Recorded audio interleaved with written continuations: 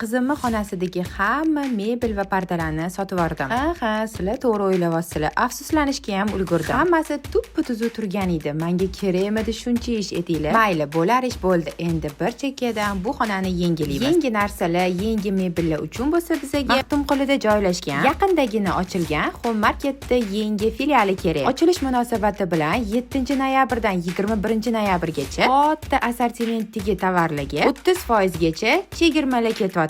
Buni o'tkazib olsak xato bo'ladi-yu, to'g'rimi? Home Marketda bu filialida uy, qulaylik va shinamlik uchun kerak bo'ladigan hamma narsa bor. Mebellar, dekorativniy narsalar, pastellar, sochiqlar, ko'rpa va yostiqlar deysizlarmi? Vanna uchun rang-barang bir-biridan chiroyli bo'lgan gilamchalar, men qidirgan shunaqa savat idishlar, texnikalar, oshxonada ishlatiladigan idish, tovolar, qozon naborlar, xullas mayda-chuydalargacha hamma narsa bor. Endi bozor yurmasa ham bo'larkan qizlar. Hamma kerakli narsalar bitta joyda mujassam bo'lsa, uni ustiga chegirmada bo'lsa, zo'ra. Instagramda va Pinterestda shunaqa estetik idishlar ham ko'rgan edim. Home Marketda shu idishlardan ham bor ekan. O'zim qizimni xonasi uchun keldim. Betdagi narsalarni ko'rib ishtahalarim ochilib ketib, boshqa umuman rejamda yo'q bo'lgan narsalarni oldim. Yangi narsalar olganimga kayfiyatlarim ko'tarilib maza qildim. Ba'zi mebel va gilamlarni ham ko'z ostimga olib qo'ydim. Sizlar ham albatta kelinglar. Kerakli narsalarni bitta qilib shetdan olasizlar.